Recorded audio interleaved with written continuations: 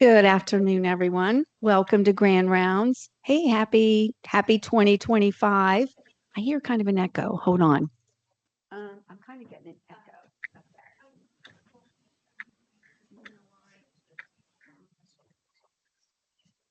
Okay. Okay. Someone was unmuted, so that's why. Okay. Couple of things. First of all,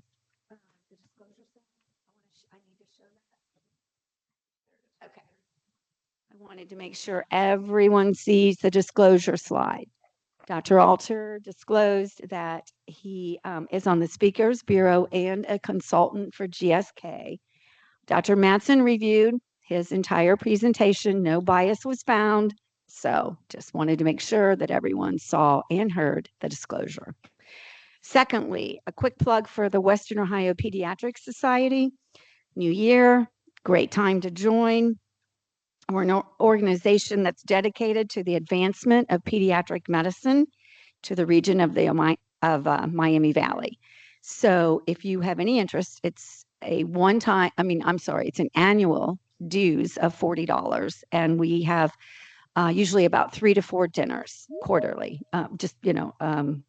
Each quarter we have a dinner. So anyway, if you have any interest in joining, please reach out to Sue Strader and I will give you all of the information. Lastly, the session number for today for Cloud CME is 2435.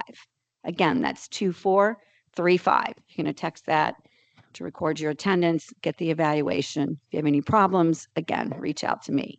All right, I'm going to turn it over to Dr. Claudia, who is going to do the introduction. And again, thank you for joining us. If you have any questions, we ask that you wait until the end of the presentation and we'll go from there. Thanks so much.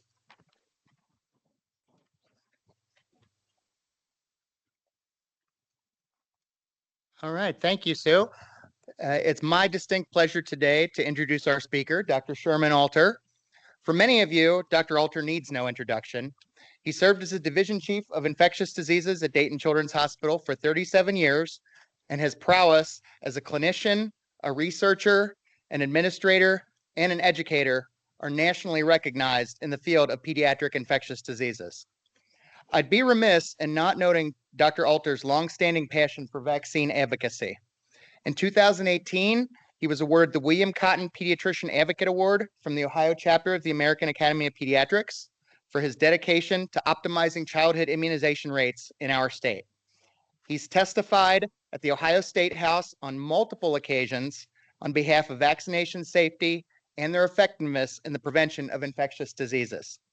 Since 2009, Dr. Alter has served on the Immunization Advisory Committee for the Ohio Department of Health. I'm going to ask, how do we as healthcare professionals carry out our vital mission of preventing infectious diseases in our patients? We must first acquire the necessary knowledge to do so. We learn from the experts, like Dr. Alter. And with that, I'm going to turn the microphone over to Dr. Sherman Alter, who will be discussing maternal immunizations to protect both mother and baby. Dr. Alter. Thank you, Mike. That's great. Far too great, actually. But I've been here. I was looking at the calendar in July. It's 40 years. I know I don't look like I've been here 40 years, but I've been 40 years on the staff and 40 years at the faculty at the university. So right now I just kind of wander around and try to work. But today what we're going to do, as Mike introduced, is a discussion of immunization and pregnancy. And I think all of us as pediatricians, people who take care of kids, can't forget that little kid that comes out was in somewhere else for like 9 months, hopefully. And there's a lot of things we can do to help both mom and baby to protect everybody, that they go through a very nice pregnancy and everybody is nice and fine. So I'll just move on from here.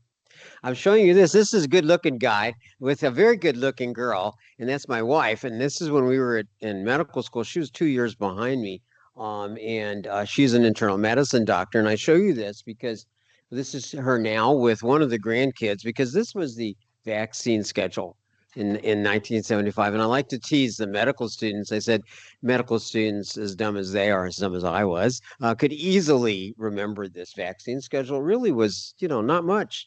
DTP, oral polio. We don't obviously use oral polio anymore. There was an MMR given, some boosters around school age or so, and then teenagers only got TD. That's all it was. And then you fast forward to this, and and I don't know if Mike, if you made PowerPoints, and I've tried. It's getting kind of big now to get in a PowerPoint. Yeah, you can't do it on one page. And I think if you look there, and actually prior to 2025, and if you go back a number of years, I actually used to, just for teaching purposes, have a little picture, a cartoon of like a pregnant mom that I would put before the actual calendar, or I'm sorry, schedule, like right before flu, for example, and TDAP, wherever it is here, that you would vaccinate them, prior to the baby being born, vaccinate mom. And you can see there are a lot of vaccines here. I'm not going to go over it. I will put a note that if you use this, you should recognize there are notes that accompany the schedule that can help you decipher a lot of this out. There's a lot of new things that have been added. Oh shoot, this thing is too sensitive. Wait a minute, sorry. Um, um, there are some things that have been added at the very bottom, some new, if I can get the little arrow there. Well, I can't. There's supposed to be hold on, there it is. Dengue and Mpox, hopefully we won't be using a lot of that, in your patients. But somewhere in there, RSV is added too. That's a relatively new, we'll talk some more about that. But you can see it's pretty involved. And as we look at other ages, there's an adult schedule.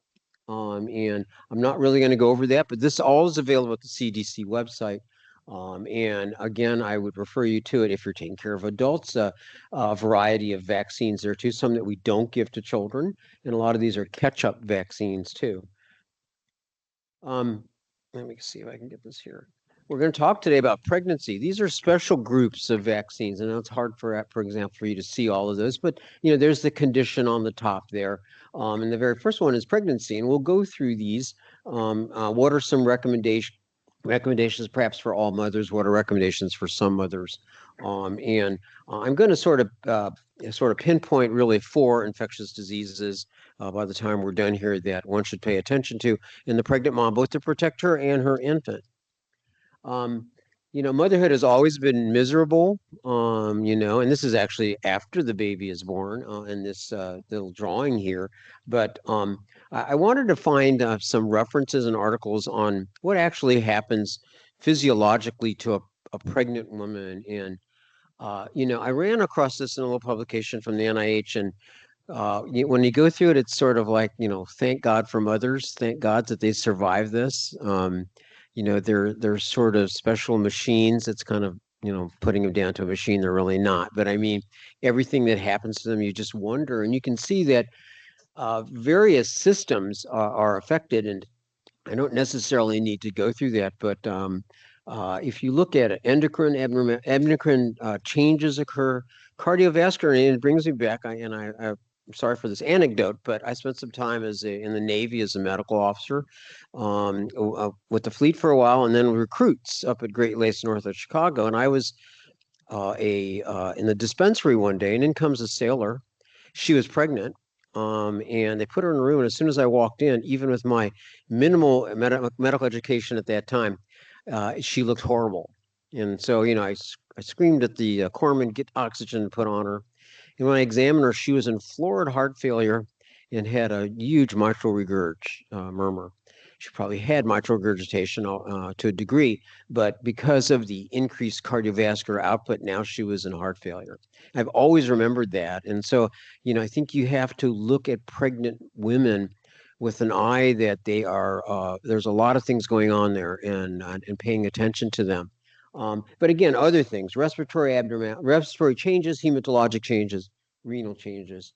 Almost all of them, unfortunately, have gastroesophageal reflux near the end of their term, and a lot of other things. So a lot of different physiologic changes occur in the mother.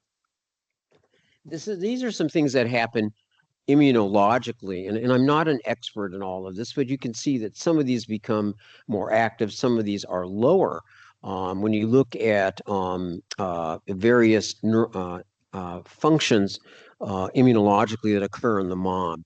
And if you think about it in a simplistic point of view, half of what's in a mom's uterus is foreign antigen, and she does not reject it. Part of it is in a protected environment, but part of it is immunologically the immune responses are somewhat down-regulated to a degree. And it also should bring up the point that perhaps a pregnant mother could have some serious diseases. And having done this for a while, I will tell you, I have seen a pregnant mom die of influenza. Believe it or not, I've seen a pregnant mom die of varicella. Adult varicella can be bad, but she was very bad, obviously, and expired. So, all these changes occur, again, in an attempt to protect the baby, the fetus, and hopefully to protect her a little bit. This is a critical when we talk about what we're going to really talk about, and that is if you have an immune mother, whether it's through natural infection or through vaccine, she has antibodies, and those IgG antibodies, along with others, can be transmitted to the baby in utero, the fetus in utero. Those almost always occur in the third trimester. So it's also another little asterisk note to bring to the side that if you have a very premature infant, he's born without the benefit of getting immunoglobulin G from mom sometimes, depending how immature the baby is. But you can see here in this little drawing that, if I can get the pointer to work, this is classic. So a third trimester, mom has these antibodies that are transmitted to the baby. And then usually within 6 months or so, most of it is gone. I think it's always a good question to ask medical students and residents, when does a baby lose maternal antibodies? And almost always the answer is 6 months. And it's relative. Some could be longer than that, and some could be shorter than that. But it's probably a good number to remember, around 6 months.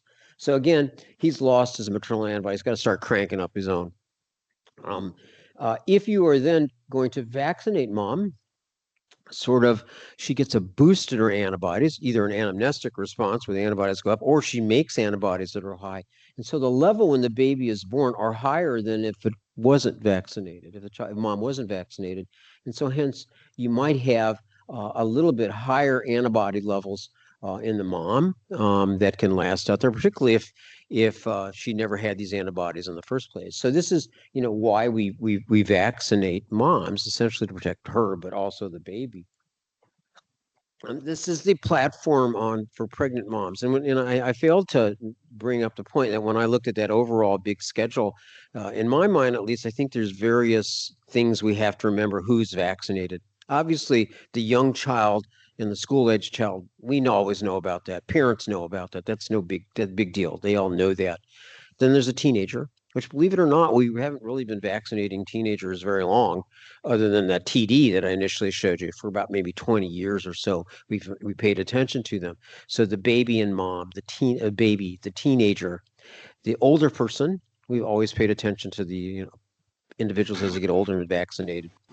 And the fourth group that I look at is the pregnant mom.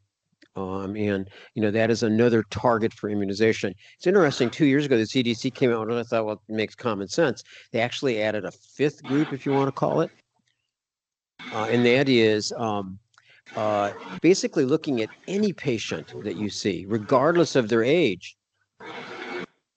Sounds like somebody grinding something there, but okay. Okay, got it. Thank you. Okay, thanks. They basically said anybody who comes in front of you, regardless of age, you should assess their immunization status. And that's kind of a new thought. I mean, it shouldn't be, but it is.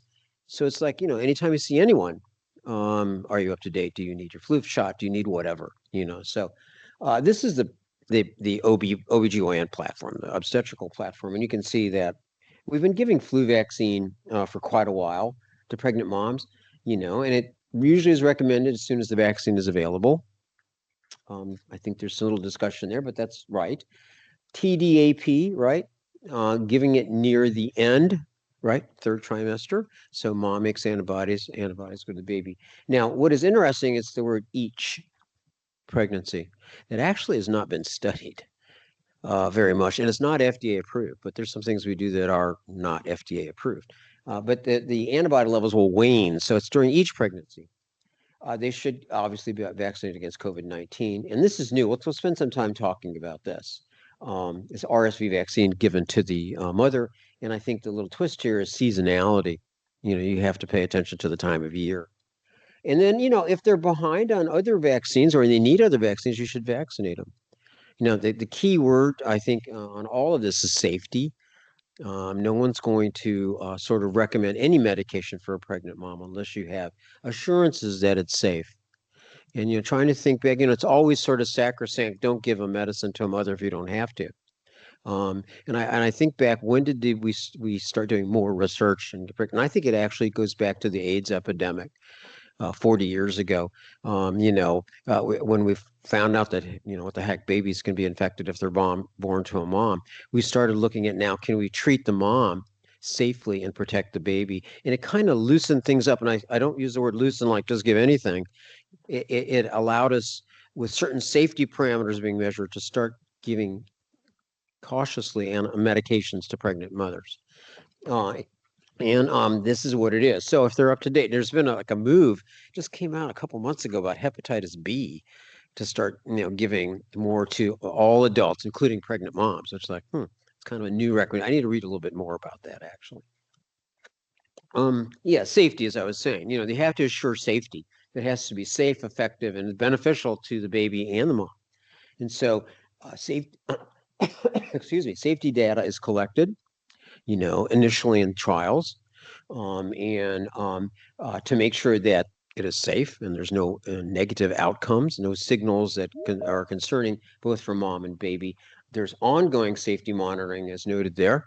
I always like to recommend to students that, and I have a slide that I show them, the vaccine adverse event reporting system. It's up to you guys. If you think you have a adverse event, that you report it the way it's supposed to be reported. And there's other registries as well. And then finally, you have to, maybe somebody could mute.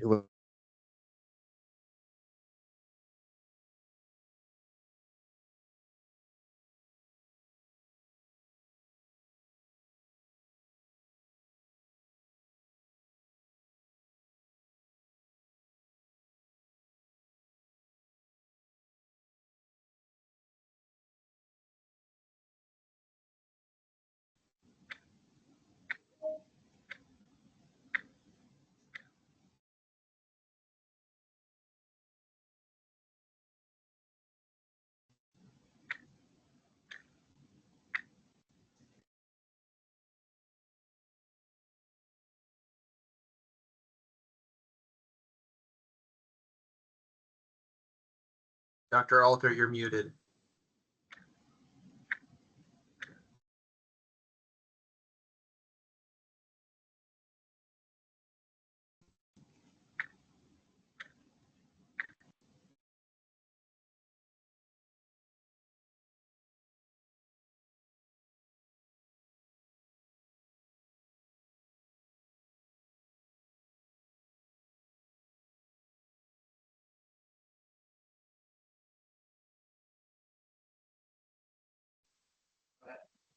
Hopefully you can all hear me now outside there. Okay.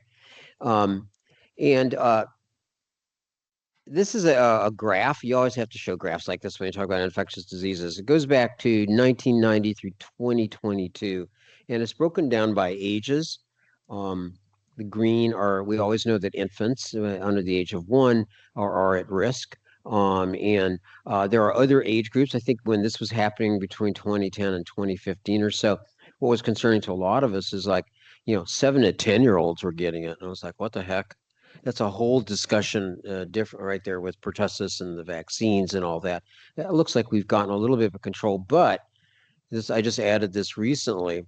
Whooping cough is spreading nationwide at the highest level since 2014. There have been more than 16,000 cases this year, more than 4 times as many compared to the same time last year, with 2 confirmed deaths. I will tell you that about, 12 or so years ago, we had an infant die of whooping cough here.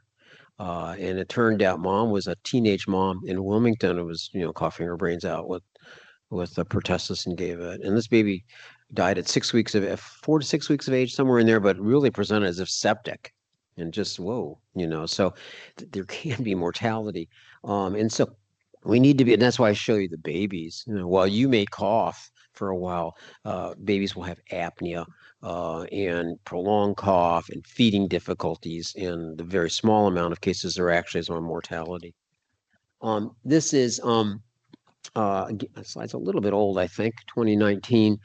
Look at who's hospitalized, and again, it's babies. I mean, in the first few months of life, or and even when you give a DTAP at 2, 4, 6 months of age, the protection isn't really there immediately, to prevent that. So again, this is a target group here, and this is infant less than 1 year as an infant. This is what they'll have: apnea. Some will have pneumonia. Some will have seizures and convulsions. 1% will die. And so it isn't a benign illness. And when you see these patients, they should get your attention, little infants, and make sure you keep an eye on them.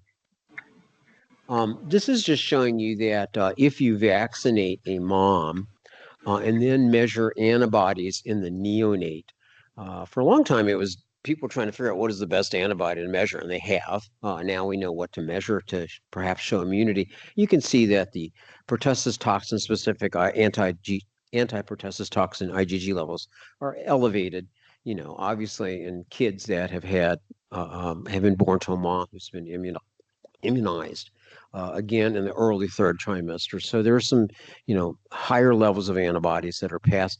Some mothers will have obviously antibodies because they've been vaccinated in the past, but when they were children, but it can be elevated if you vaccinate them in the third trimester. This is kind of a nice slide. It's a little semi-complicated, I guess.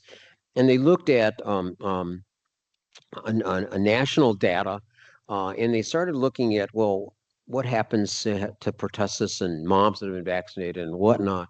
And you can see that maternal TDAP vaccinated around 2014 started going up in this national data. It looks like I can't see what percent it was.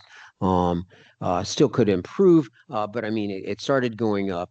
And if you look at the occurrence of pertussis under the age of 2 months and 6 to 12 months, early on, right?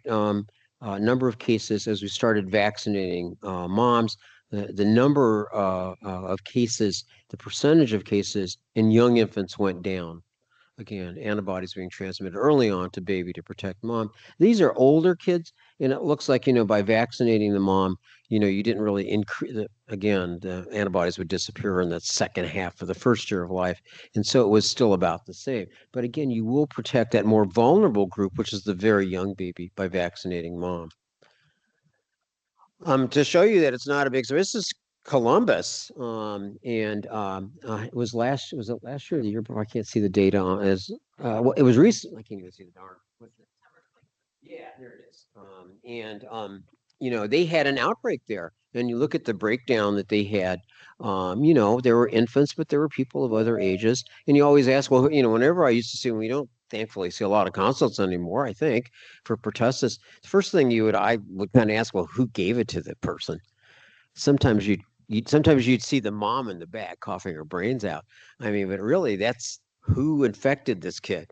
And there it is. It's across the ages, and a lot of this was associated with unvaccinated people. That's what the outbreak is now. I just read an article yesterday about the increasing medical freedom groups. That's what they're calling it now. Medical freedom. They want families and patients, they're able to say, well, I don't want this vaccine. And I think in the next few months or years may be a little scary, a little, my own introduction there of some thoughts. But, so people don't vaccinate, and hence you have outbreaks.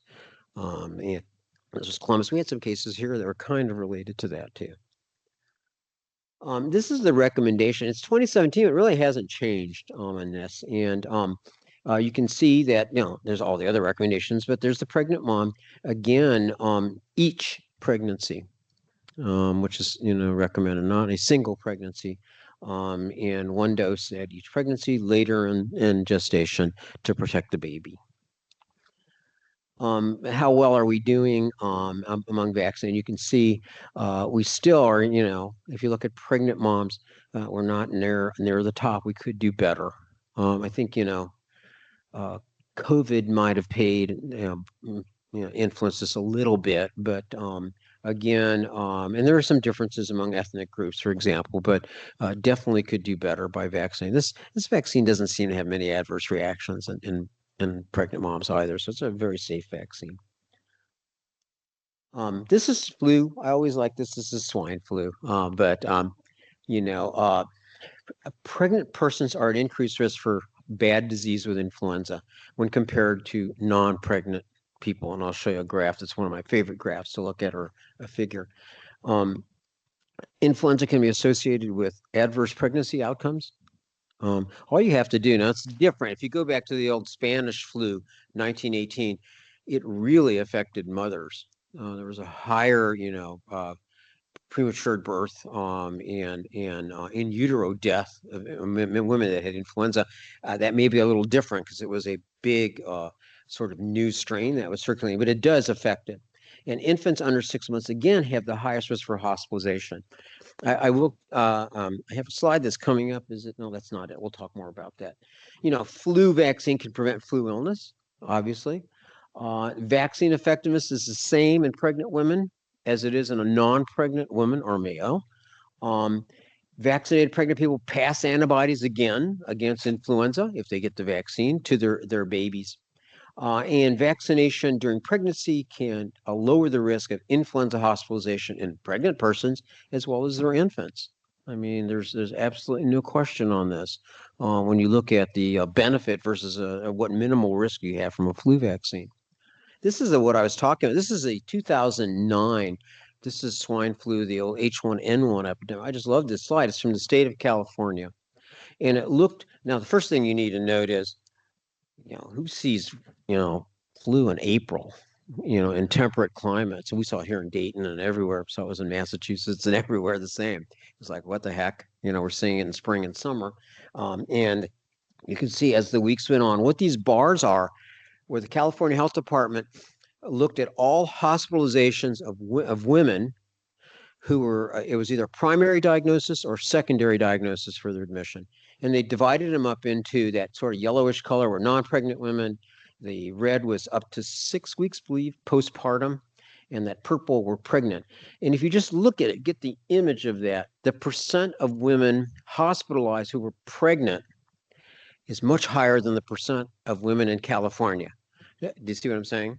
And so that there was a higher propensity for pregnant women with flu to be hospitalized.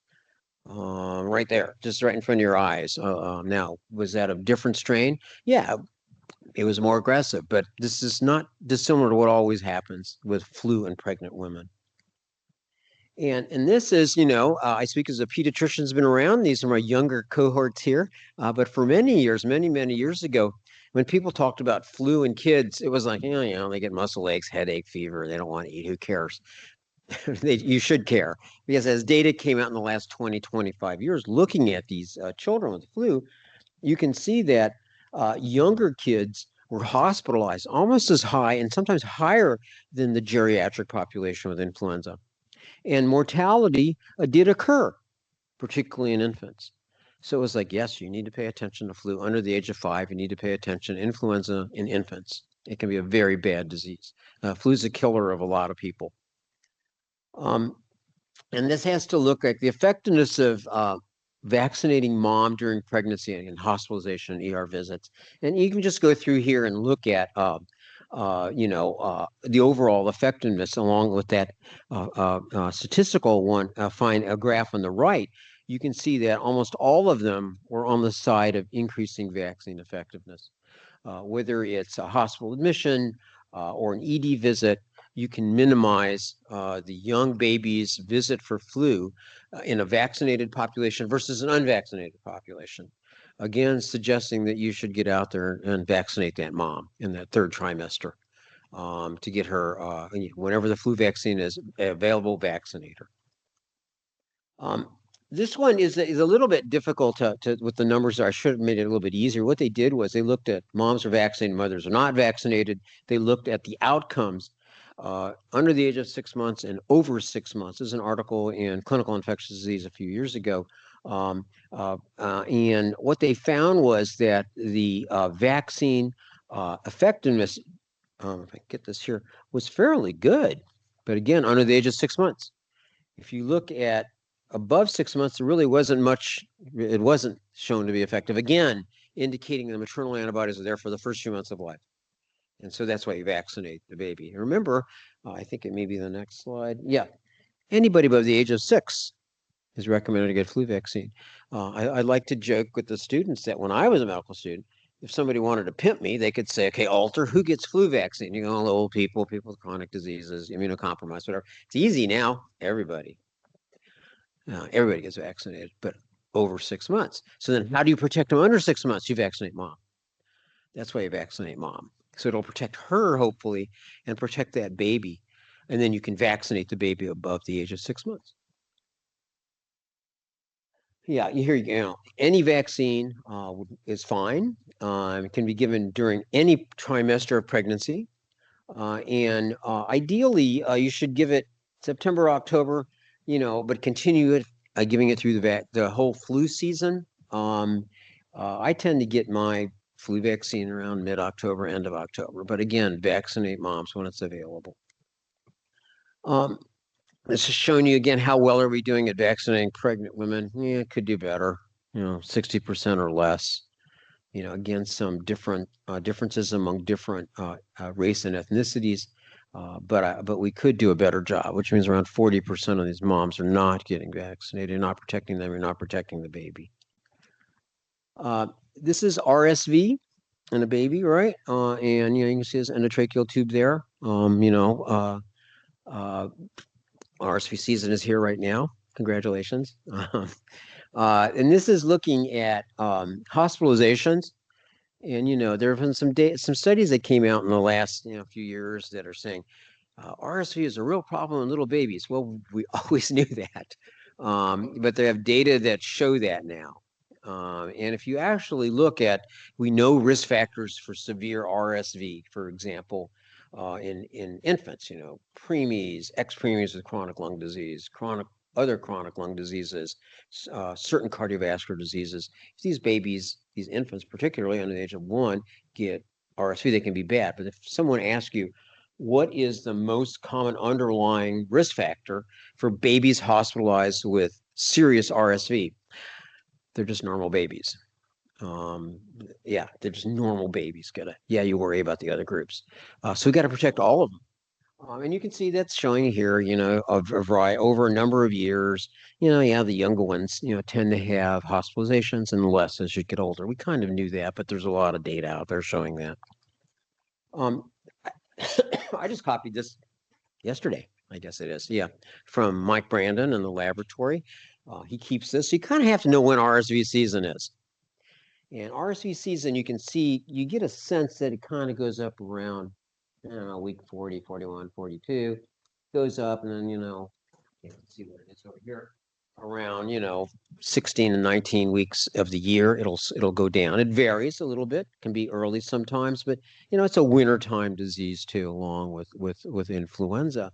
That was important when we talk about treatment because there was a medicine, a monoclonal antibody, we still have it, to give to high-risk babies to prevent illness, and they're called palivizumab. The brand name is Synagis. It was always, when do you start Synagis? And, you know, it's usually like, November-ish or so, and went on for 5 months. But it's not always exactly that. So it's a tough call sometimes, whether you start too early or too late. The World Health Organization, this is recent, is recommending that, all babies, moms receive the vaccine, and we'll talk about the antibody, certain patients to prevent RSV. It's interesting, RSV been around forever. It just made the news really since, COVID. Hey, what's this other virus? Well, it's been here forever. I mean, it is. It was like sort of, a big surprise, oh my God, it's RSV. This is one study in the New England Journal where they gave mom, I'll talk a little more about the vaccine versus placebo. And you can look at vaccine efficacy as far as whether they had to go to the doctor or whether they were severe enough to be hospitalized. And, pretty good effectiveness, 60 to 69%, in preventing baby from getting, if you vaccinate mom. Whoops, Did I miss one? No. I apologize. This is hard to see, this graph here. This is a large study where they vaccinated moms. And what all those bars are is that they're RSV, two different types, RSV A and B. And then they measured antibodies in moms, babies, and transplacental transfer. And you can see that when you look at mom versus babies, the antibody levels are the same at birth. So they are transferred across to babies, what all those darn bars are showing you. But over here, if you look at efficacy, even though the numbers are small in this New England Journal study, again, fairly good efficacy, I'm sorry, effectiveness in preventing hospitalization or having to go, with a serious disease, suggesting this vaccine does a pretty good job. And this is basically how I'm talking about nursivimab, which I'll talk about. It's a little bit different. I'm going offline here a little bit other than mom, but it's basically the same thing. The vaccine it makes in mom an antibody against the F protein or the prefusion protein that binds to the respiratory epithelium. So if you bind that, the vaccine cannot attach to the cell. And so that's exactly what's happening with the vaccine. Mom makes antibodies. In this little cartoon, I'm showing you a monoclonal antibody that is actually made to bind that you could give to baby. We'll talk a little bit more of that. I will say that, vaccinating RSV in adults, it was sort of like, I think that the recognition of RSV in adults became much more pronounced because of our molecular diagnostics. There was always RSV out there, but in adults, A, they probably didn't look for viruses, and B, they might have difficulty finding them. And now we're finding them. There was a fellow faculty member here, Jack Bernstein, was an internal medicine ID doc. He retired probably 10 years ago. He and I started at the same time. But Jack, his area of research was adult RSV. And I would tease him, like, who cares about adult RSV? I really did. Shows how stupid I was. I don't care about stupid RSV in adults. And now it's everywhere. That's all you see. But this is a graph, a flow chart from the AAP and about what you need to do. I really hesitate of going through it, but it's a determination of who gets vaccinated. And so, is it shortly before RSV, October through March? Okay. If the answer is yes, and the patient is less than 8 months of age, did the mother of this patient receive an RSV vaccine? If yes, they basically say you don't need to worry about anything unless it was very right before delivery. Remember, it takes a little while to make antibodies. Okay, so that's what it's kind of saying. If mom got the vaccine prior to 14 days before delivery, you don't have to give nursivimab. Now I will talk about nursivimab. It's that monoclonal antibody that's made. Talk a little bit more about it. That you give to the baby. As a matter of fact, the CDC does not call it a vaccine. I'm not sure what they call it. I don't know. It's a monoclonal antibody. It's passive immunity. And then, okay, if the answer is, excuse me, did mother receive the vaccine while pregnant? No. Has the patient received a previous dose of nursivimab? Yes, then it's not recommended. No, then you give the dose. And it's based on the baby's weight. Over here, is patient less than 8 months of age? No. Is the patient 8 to 19 months with certain other high-risk conditions? It is recommended you give that as well. So I would point you to it's confusing, but you need to sort of go to this and go to the reading about who gets it, okay? This is showing, I think there's multi-sites from the United States, almost 700 infants with acute respiratory illnesses during the first, oh, is that it? Okay, during the first RSV season. And you can see that they follow these respiratory disease babies. The dark blue, as they got older, up to 129 days, were non-RSV respiratory infections. The light blue were RSV. And it showed that it was, nursivimab, giving the monoclonal antibody at birth. It was 90% effective against RSV hospitalization. That's actually amazing. It really is amazing.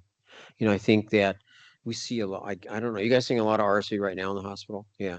Maybe in a few years from now, it was like rotavirus in the old days. Yeah.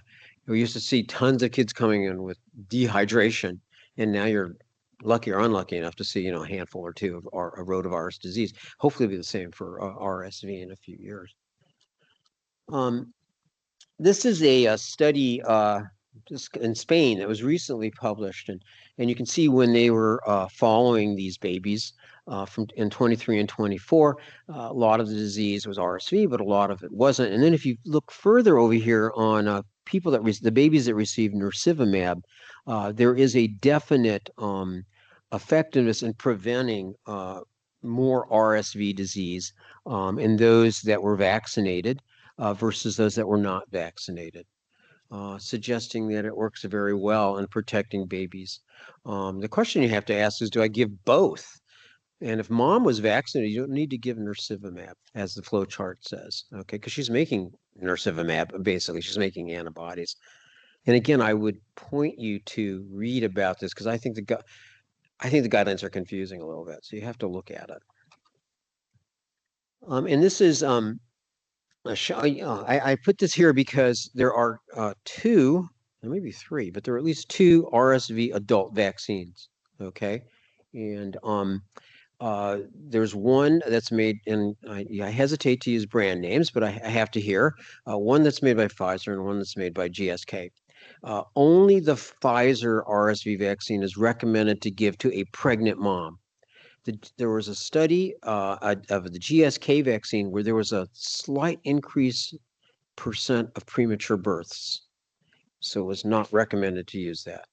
I noticed lately there's been some articles about what happens to these women or babies that are moms accidentally given the other vaccine. I don't think they're doing anything different if they've already got it. But remember, it's only one vaccine that's approved. And so they were looking here in a variety of countries with the current vaccine and showed that it was safe. There was really no differences. There's a lot of bars there, and they were basically looking at the incidence of preterm births. There didn't seem to be any increase with this vaccine. So the vaccine, again, remember early on, I said you got to make sure these are safe. And so I'm going over now to another. Well, let me make a comment. I thought I had the slide here. I don't. I kind of missed it. But when I first heard about nirsevimab, realizing that the length of RSV in the community is around 5 months or so, I remember thinking, well, how in the heck are they going to do that? 20-some years ago, the company that was the parent company that made nirsevimab had a different name. I remember talking with some of the reps and some of the science people are saying, because they kept saying, we're going to develop a monoclonal vaccine that I can give to a baby at birth. And I thought, well, how are you going to do that? Because remember, if you give an IgG antibody IM or even IV, it goes up, and then about a month, it's gone. And, that's why people that have, hypogammaglobulinemia, every month you got to give them an injection, sort of. And I said, how in the heck are you going to do that? And I apologize. I thought I had that slide on here, and maybe I put it in the wrong place. But it showed that at 150 days after the vaccine, there still is effective antibody concentration. So like they made this super monoclonal antibody that binds and is not degraded. I thought, man, I never thought that would happen, So that's the unique thing about nirsevimab. It lasts up to 150 days in a protective level. And I would never have thought we would see that. And so it's kind of, a nice invention, basically. COVID, maybe. Oh, there it is. I think early on in the COVID epidemic, the pandemic, many of us thought, well, it's old people, it's immunocompromised, and occasionally it's another person. But kids, whatever, they get like a bad cold. Well, maybe not, and these are the causes of death. It's published in JAMA during that time period, 0 to 19. And you can see that 1, 2, 3, 4, 5, 6, 7, 8. It was the 8th leading cause of death in children. COVID-19 was. So it's not something you can just toss out as, it's just a kid. He's not going to get that sick. Yeah, there is mortality. And I think you have to, again, when you have a child with COVID-19, hopefully they're not that sick, but they have the ability of getting quite ill. And we've seen that too. These are two little studies that were done, COVID-19 and pregnancy, a large look at over 1.2 million deliveries at a number of hospitals during the pandemic. March 2020 to March 2021, 8,154 stillbirths were documented, affecting 0.64 and 1.26% of deliveries without COVID and with COVID, respectively. Okay, so a higher increase of stillborn babies and moms who had COVID-19. During that, Delta was a different period. It was sort of, again, higher in mothers who had COVID-19 versus none. Deliveries with high risk conditions had a higher prevalence of stillborn infants. And so, yes, COVID can be bad for babies. I didn't include it can also be bad for moms. I don't have any slides here, but it can be bad for the mother as well. In the bottom one, around 400,000 women, 15 to 44 with symptomatic COVID, ICU admission, invasive ventilation, ECMO, extracorporeal membrane oxygenation, and death more likely in a pregnant than in a non-pregnant woman. So efforts should be made to vaccinate the pregnant mom to protect both her and baby. If you look at hospitalizations and in this time period for COVID, and you look, most of those were babies. That solid line is what, 0 to 5 months. Less likely to be hospitalized if you're older. So much like influenza, where my own experience was, flu, who cares on a little kid? Yeah, it does. I do care. Same with COVID. You need to pay attention to that little twerp. This is maternal vaccination status, infants age 6 months hospitalized with COVID. And you look at all infants age, again, if mom was not vaccinated, mom had COVID. And I'm sorry, I got that backwards. If you were wait a minute, COVID-associated hospitalizations in infants, much higher in infants than if mom was vaccinated. Again, a protective effect of the immunization. And this is showing you in a different way. If you looked at a multivariable logistic regression and analyzed respiratory distress in units, this is a very intriguing study. It was higher in preterm infants and higher than unvaccinated infants versus vaccinated infants. So what was interesting when you read this study, and it was like, what the heck? Many of these infants had serious non-COVID respiratory diseases higher. And it's sort of like, what the heck is that? Now, could it be, in my own simplistic mind, could it be that perhaps COVID caused some respiratory injury, damage, whatever word, and then RSV came in or flu came in and they had a more serious illness? So that when I saw this, it was just sort of intriguing. They weren't getting respiratory disease, all of them from COVID. They were getting higher infections with other organisms. And this, is too much on that. What I'm showing you, there's really way too much stuff there to show you. But what I'm showing you is this in the next slide. You may have a mom that'll come and say, well, I had COVID. Why do I need a shot? I even got a few boosters. Well, what they're showing you here is in all these little, whatever they want to call them. This is maternal infant antibody measurements, higher in the group of individuals who had COVID and were then vaccinated. They use the word hybrid immunity. So you can tell the mom, I know you had COVID, like all of us. I know you might have had one. I don't even know how many COVID shots I've had. I think I'm at 8 or 9. I don't even pay attention anymore. But I mean, it'll boost it up, and then you can protect the baby. So you can tell, yes, I appreciate you've had it. It's not going to hurt you. Could help you and could help the baby. And this is showing you the same. These are hybrid immunity. These are levels higher in moms that have had both the vaccine and the disease versus those that only had infection. So if a mom says, I had infection, I want the vaccine. Well, you have some protection, could be better if you vaccinate. I think that's about it. No. This is showing you, again, we could do better. We're not vaccinating very well. I mean, it only goes up percent vaccinated up, 25%. 70+% are not being vaccinated. So we could all do better. I think I'm about done. Oh, this is that pretty woman that I showed you before, my wife. And she looks a little distressed there because this is interesting. This was July of 2020. Now remember, February of 2020, I'm sorry, 2019, 2020 is when we started seeing that there was an outbreak of this new virus. We were involved in a vaccine trial of adults 4 months after the epidemic was noted. Cincinnati, we both got the mRNA vaccine. And she got placebo, I got the vaccine. Then they gave her placebo. She was okay. She looks a little distraught there. I'll show you this about a year later, just because it's corny.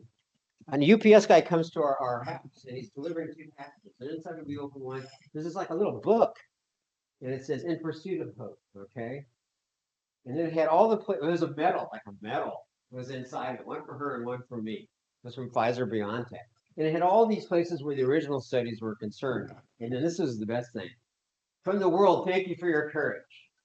It's like, oh yeah, so you should all bow to, I mean, look at that. They gave us that. So again, I think you as doctors and as scientists, should be interested in all of this. What's the future going to hold for all of this? And maybe that we need many of you. Larson was a cartoonist, doesn't do much anymore. He did a lot of medicine. I've always liked this cartoon. Slowly he would cruise the neighborhood waiting for that occasional careless shot confused him with a net. And perhaps we do need something like that. Okay. I think that's it, guys. There you go. Have any questions?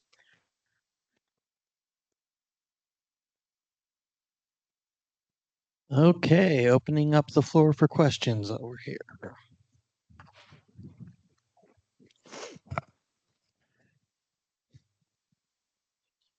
Those are my two of my grandkids. The blonde one thinks he's a Mexican soccer player. I mean, really, it says Mexico. And it's like, well, I blonde and you look sort of more, northern Germany or something. Yes, sir. Hi, doctor. Thank you for the informative talk. There's a lot of good data there. So my wife is currently like 19 weeks pregnant. So this has been a pretty thing that I've been looking a lot into, and all on board on the flu vaccine for pregnant mothers. I think that's shown really great efficacy and safety profile. My more concern is the COVID-19 vaccine for ongoing pregnant mothers. One journal that I found in doing my reading is from the American, I actually pulled it up, the Journal of American Physicians and Surgeons, and it came out in late 2023. And their conclusion was that a moratorium should be placed on COVID-19 vaccines for pregnant mothers. Just wondering if you're familiar with some of these studies showing that it might not be as safe as we thought for pregnant mothers, or if that data is kind of outdated. I think it's worthwhile looking at all data, but there is a multitude of articles that show that it's safe, both from the government and other publications as well. You're occasionally going to come up with something like that. And I think, no one ever says that, that any vaccine is 100% safe. And a lot of what we do in medicine is risk versus benefit. And I think everything, you give me an Advil, there's a risk that I could have a little GI bleed. The benefit is my headache goes away. So, I mean, in that situation with one article, I think you have to look at others as well. I'm not familiar with that. You guys familiar? I'm not familiar with that. I'm not familiar with that. I have to look at that article. But I think that the bulk of information on the use of this vaccine from a whole bunch of areas shows that it's safe and it's effective. And if it was my daughter who was pregnant, I would vaccinate her. I mean, there's no question about it. Yeah, but kudos to you for looking at that sort of stuff. Okay. But I don't know of many other articles that say that. Yeah. Yeah. Yeah. I don't know, a little more hesitant for her to get the COVID, just with some of the conflicting data that I've seen. I think that, by far the multitude of articles that support its use are much greater than the article that comes up. And I think, yeah, there's always a concern. I think it's a safe vaccine to give in a pregnant mom. All right, our next question comes from Dr. Bugnitz from cardiology. He asked, has there been any literature showing more acceptance of vaccination in pregnant women versus the general population? I still find it quite frustrating to convince parents of young children, especially those with congenital heart disease, to get them fully vaccinated. Pregnancy might be the best opportunity to protect these babies. Some of the data that I've seen, that the rates of whether you take it or not are not different than a non-pregnant individual. It's roughly 40 to 60% of people get vaccinated with any particular vaccine, sometimes less. And so, yes, I agree. It'd be nice to vaccinate mom, again, for all these reasons, to protect baby. But The percentage of individuals who are pregnant versus those that are not pregnant turning down vaccines are the same. There's not much difference. Okay. All right. Thank Thanks a you lot. very much. Session number is 2435. Once again, that is 2435.